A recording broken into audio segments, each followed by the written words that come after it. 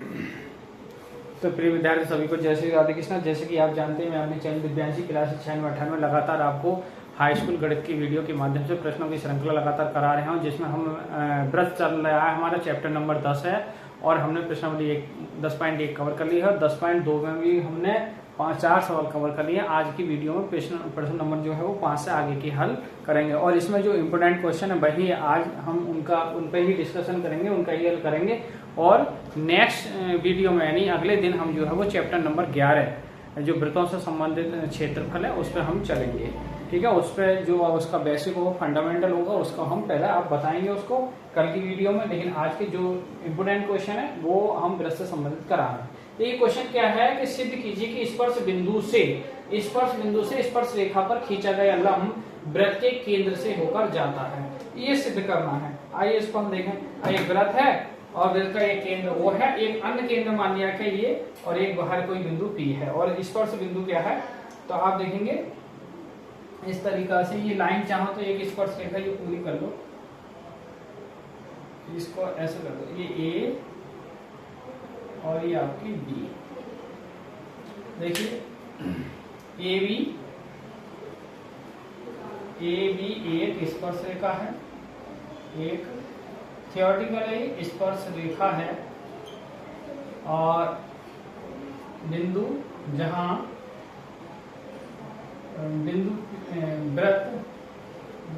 वृत्त बिंदु P पर स्पर्श करता है।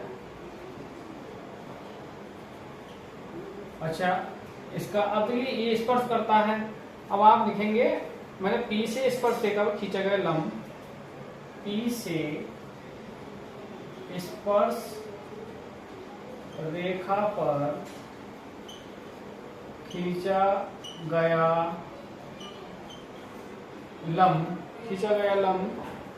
जो है वृत्त के केंद्र से माना करके लिख दो, माना P से स्पर्श रेखा खींचा गया लंब, जो लंब है वो वृत्त के केंद्र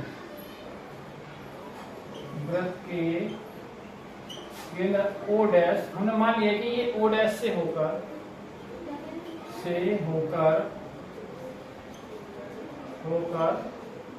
जाता है। अब जब जाएगा सिंपल सी बात है, तो फिर क्या होगा, फिर कोण O डैश PB बराबर कितना होगा 90 डिग्री एक बार। और जब ये लंब होगा, और हम ये भी जानते हैं कि जो वृत्त की त्रिज्या है, त्रिज्या हमेशा स्पर्श रेखा पर क्या होती है, त्रिज्या स्पर्श रेखा पर लंब होती है। अब जब लंब होती है तो सिंपल सी बात है कि कोण OPB बराबर 90 डिग्री।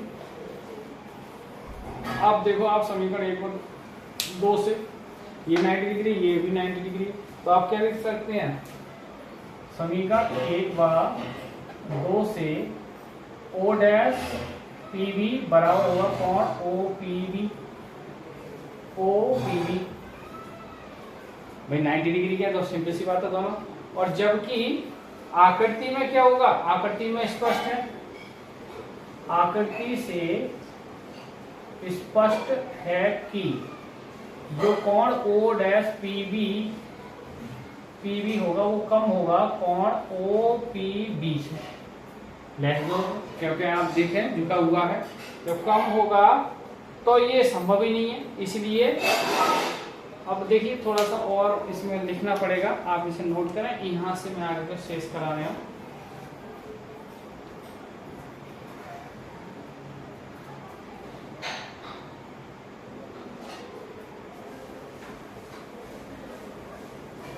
इधर की साइड थोड़ा सा रफ करनी पड़ेगी।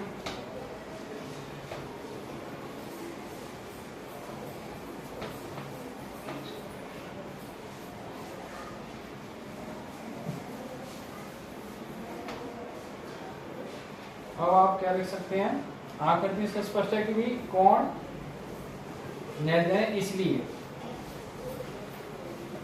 इसलिए कोण जो है आपका डैश पीबी बराबर होगा कौन, ओपीबी के। और ये तभी संभव है, संभव तभी है जब ओपी व ओ डैश पी संपाती हो। इस प्रकार कह सकते हैं संपाती हो। अतः जो आप कह सकते हो कि जो खींचा गया स्पर्श रेखा, अतः स्पर्श रेखा पर खींचा गया लंब कैसा होगा, वृत्त के केंद्र से होकर जाएगा, वृत्त के केंद्र से होकर जाता है। बस इतना प्रूव करना था, ये कंप्लीट हो चुका है क्वेश्चन नंबर 5। आइए बढ़ते हैं क्वेश्चन नंबर हम 6 की ओर।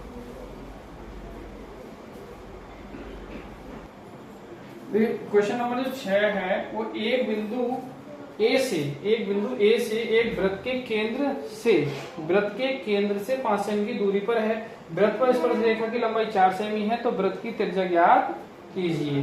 तो देखिए ये कोई वृत्त है, इसका सेंटर पॉइंट है, इस पर एक कोई स्पर्श रेखा है, इस केंद्र से स्पर्श रेखा की कोई बिंदु ए है जिसकी दूरी 5 सेमी है। क्वेश्चन कह रहा है केंद्र और स्पर्श रेखा की लंबाई 4 सेमी है, तो कह रहे इसकी वृत्त की क्या बताओ, त्रिज्या।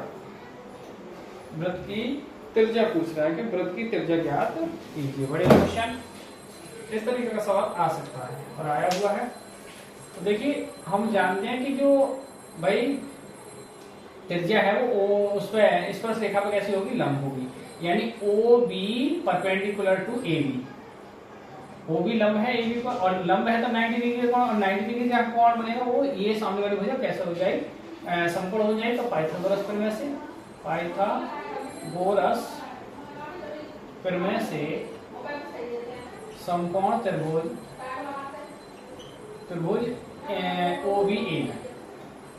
OBA में OA का वर्ग बराबर OB का वर्ग प्लस AB का वर्ग। अब OA कितनी है, 5 का वर्ग, और ये OB कितना है, देखिए OB हमें निकालनी है, इसको R मान लें त्रिज्या, R स्क्वायर, और ये AB कितनी है, 4 का स्क्वायर। देखिए ये 25 हो गई, ये R स्क्वायर 5 4 का 16 बनाएंगे तो 25 minus 16 is equal to R square. घट के कितना आएगा, देखिए R स्क्वायर की वैल्यू 9 आएगी, और R बराबर 3 का स्क्वायर, तो यहाँ से त्रिज्या आ गई वो 3 सेमी। अतः वृत्त की त्रिज्या 3 सेमी। बढ़िया क्वेश्चन, नोट करें इसे, आगे बढ़े हम फिर।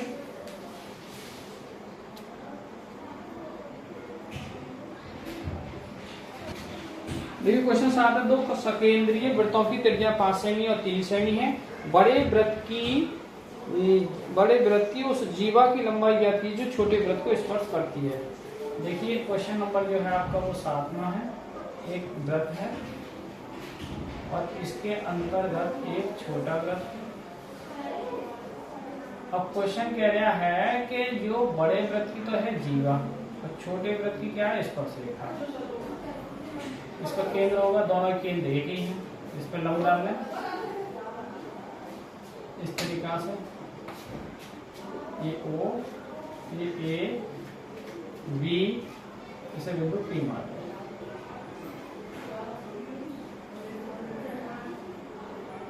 अब हाँ ये भी मिला ये इस तरीका से, इसको हम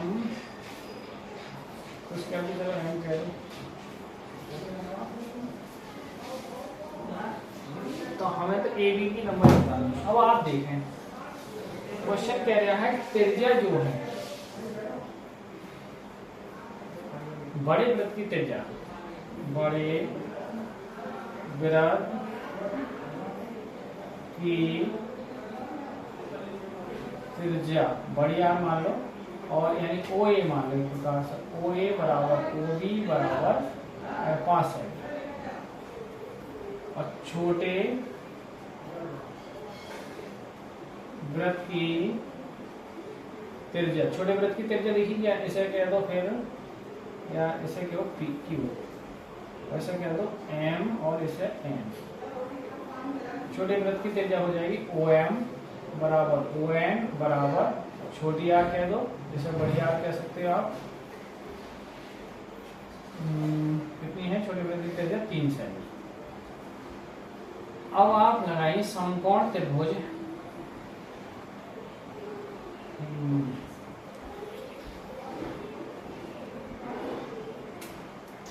अब आप ये देखो, ये इसका हमें ये है, देख छोटे वृत्त की त्रिज्या ये हो जाएगी। एक मिनट, छोटे वृत्त की त्रिज्या जो है वो ओपी भी है, ओपी बराबर 3 सेमी। अब आप देखें समकोण त्रिभुज इस तरीका से, समकोण त्रिभुज एपीओ में देखा कर्ण वो ए का वर्ग, हमें डायरेक्ट एपी देखो कर्ण ओ ए का स्क्वायर बराबर आधार एपी का स्क्वायर और प्लस ओपी का वर्ग। ओ ए है 5 का स्क्वायर और ओ ए पी हमें निकालनी है, और ये ओपी हमारी हो जाएगी 3 का वर्ग, ये 25 हो जाएगी। अच्छा ये 3 का वर्ग जो है वो 9 हो जाएगा, 9 इधर घटाएंगे तो एपी का वर्ग 25 में से 9 घट जाएंगे, घट के आएंगे 16। अब देखिए 16 कितने का वर्ग है? 4 का स्क्वायर। यहाँ से जो एपी आएगी वो 4 सेमी आएगी। जब एपी 4 सेमी है तो सिंपल सी बात है कि ये लंबा है वो समझा विभाजित करेगा, तो एपी पीबी के बराबर, पीबी बराबर एपी की और एपी बराबर 4 सेमी। तो इस प्रकार हमें चाहिए जीवा एबी की लंबाई, बड़े वृत्त की जीवा एबी की लंबाई क्या हो जाएगी? लंबाई जो हो जाएगी एपी एबी बराबर एपी प्लस पीबी, तो 4 + 4 जुड़ के कितना हो जाएगा? देखिए 8 सेमी हो जाएगी। तो फाइनल वैल्यू आ गई इसकी। आइए आज की वीडियो के अंतिम प्रश्न की ओर चलते हैं। विद्यार्थियों क्वेश्चन नंबर 8 है, एक चतुर्भुज या ए बी सी डी और इसके अंतर्गत एक वृत्त है जो बिंदु, ये जो वृत्त है वो 4 बिंदुओं पर इस चतुर्भुज को टच कर रहा है पी क्यू आर एस पर। तो कह रहा है सिद्ध कीजिए कि A B plus C D बराबर A D plus B C. बढ़िया सवाल है, बोर्ड परीक्षा में 4 नंबर में आ चुका है। आइए इसको हल करते हैं। अब देखिए हम जानते हैं कि किसी वृत्त पर खींची गई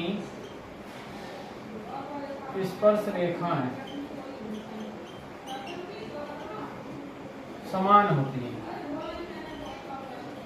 समान होती हैं का मतलब जैसे ए से खींचें तो ए पी बराबर हो जाएगी आपकी ए एस की, एक बात। अब बी से खींचें तो बी पी बराबर होगी बी क्यू की, बी क्यू। और 2 बार अगर हम सी से खींचें तो सी क्यू यानी सी आर बराबर होगी सी क्यू की, तीसरी बार। और हम डी से खींचें तो डी आर बराबर होगी सी आर, 4 बार। अब जोड़ दें समीकरण 1 2 3 और 4 को जोड़ने पर जोड़ेंगे। देखिए एपी प्लस एपी के साथ BP plus C R plus D R, इधर आएगा आपका A S plus B Q plus C Q और प्लस डी एस कहाँ, डी से D R D S, sorry D S, नहीं गलती है क्या, हाँ डी आर बराबर होगा डी एस की, डी एस। अब देखिए आप ये समझ एपी प्लस पीबी, इसको हम क्या लिख सकते हैं एबी, और C R plus D R, तो C R plus D R को क्या लिख सकते हैं हम सी बी। ऐसे ही AS plus DS, AS plus DS को लिख सकते हैं हम AD, और BQ plus CQ, BQ plus CQ को लिख सकते हैं BC। इस प्रकार ये लाइन क्या है, इतनी सिंपल। तो आज की वीडियो में आपने देखा विद्यार्थियों कि हमने जो व्रत चल रहा था उसमें हमने कंप्लीट क्वेश्चन कर लिए हैं, जो इम्पोर्टेंट क्वेश्चन थे वो लगभग कंप्लीट कर लिए हैं। कल से नेक्स्ट वीडियो हम चैप्टर नंबर जो 11 की ओर चलेंगे, उसका पहले बेस जो आधार होगा, जो सूत्र होंगे वो सब बताएंगे।